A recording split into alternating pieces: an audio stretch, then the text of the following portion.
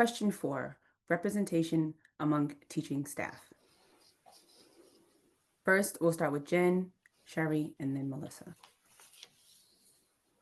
State data indicate that Melrose has no Black teachers.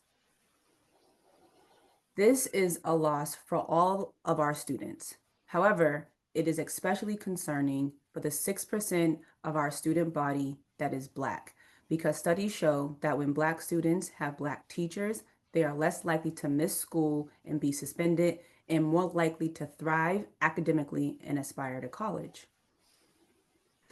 At past forums, candidates have suggested a range of solutions, including creating pipelines from paraprofessional to teacher roles, partnering with universities, improving recruitment outreach, and addressing Melrose below average teacher pay. However, these ideas have not yet translated into specific time-bound commitments from city leaders. What percentage goal of Black teachers would you set for the city to achieve in the next 3 years? What accountability measures do you support if the goal is not met?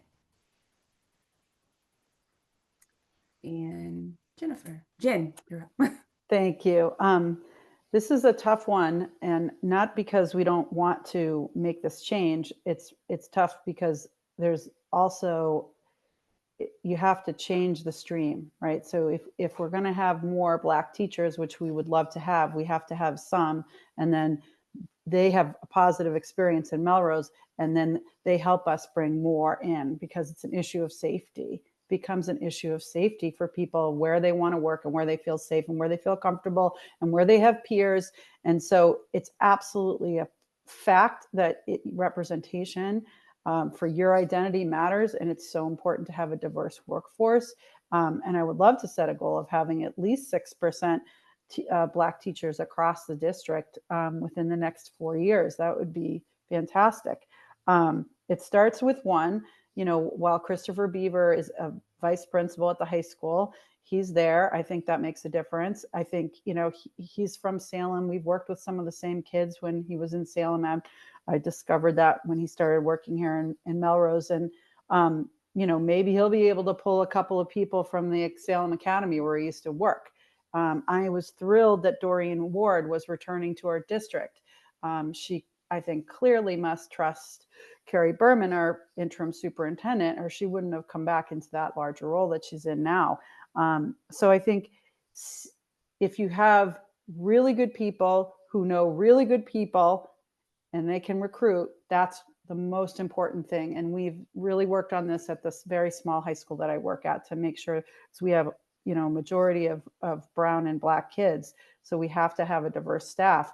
But the problem is also that there's just not enough Black educators, right? There's not that many Black teachers. So where are they going to work? They're probably going to work where it's a majority Black kids.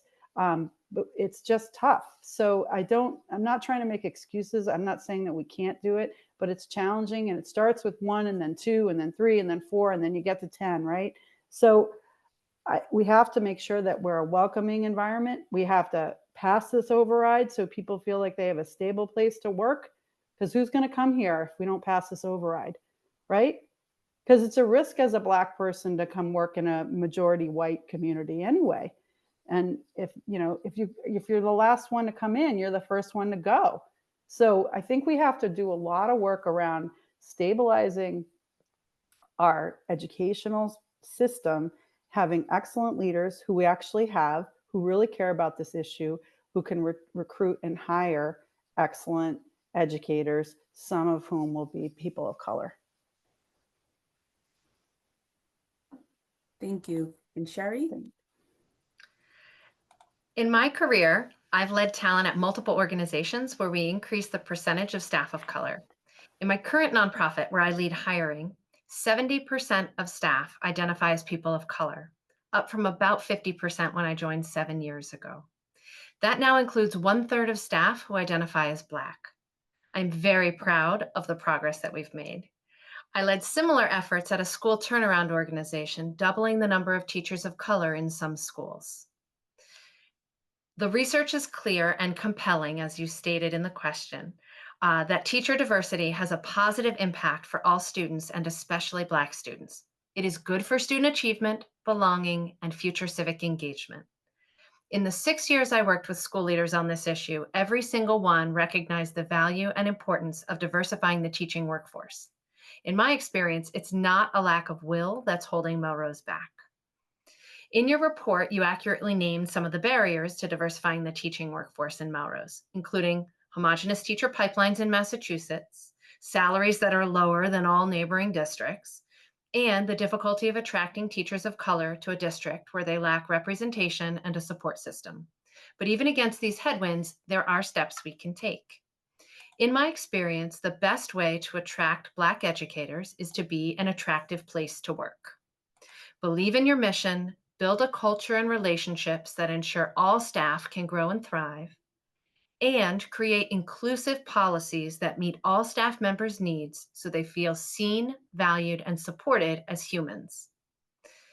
At the same time, we can proactively recruit teachers from other districts and regions of the country. I've done it. Melrose is an amazing place to live, and Massachusetts is a terrific state in which to grow your teaching career. There are many amazing teachers of color out there. We simply need to find them. But it's important to remember that Melrose is competing with every other district working to attract strong, diverse talent, and almost all of them have more resources. It's just one more way that the city's budget crisis makes our racial disparities worse, and one more way that the override can move our city forward. Amazing. Thank you so much. And then we'll play the video for our next question. I strongly believe that a diverse teaching and administrative staff, benefits all students and is critical for all of our students of color and multi-language learner and everyone in the district. Representation matters among marginalized groups. When students see themselves reflected in paraprofessionals and their educators and in the administration, it fosters belonging. That said, I don't feel I can commit to a specific percentage goal without a deeper analysis of hiring trends, pipeline feasibility, and budget constraints.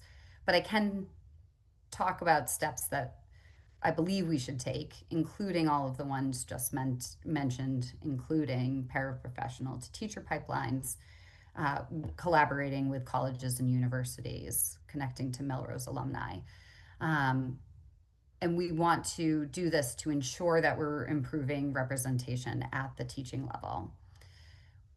We have challenges. Budget limitations will impact some of the implementation here. Hiring educators of color is a statewide issue, and these are impacting our hiring goals. But it shouldn't impede our efforts to create a culture where students of color feel supported, feel heard, and feel inspired by the teachers that they have. I think accountability is more than just numbers, and we want to look at this holistically. If we're not meeting goals of hiring more teachers of color, we can consider if we're meeting our other goals. Are we hiring staff with strong DEI experience and cultural competency? Are we reducing discipline disparities for Black and Brown students? Are families of color reporting a greater sense of belonging or trust and trust? Are we offering ongoing training and coaching for our staff? Are we providing more opportunities for students to engage in racial studies?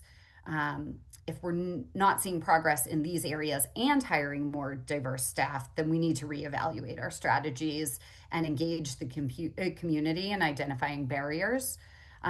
If we are seeing that other districts are able to hire more staff of color and we are not, then we need to discuss why Melrose is not meeting these similar goals. While we do face these challenges of hiring Black and Brown educators, we also, as stated in the Melrose Racial Climate Assessment Report, constituents can continue to do multicultural work despite the lack of diversity. And so we must remain committed to this so that we can make progress and encourage this progress while we are working to hire more representative staff.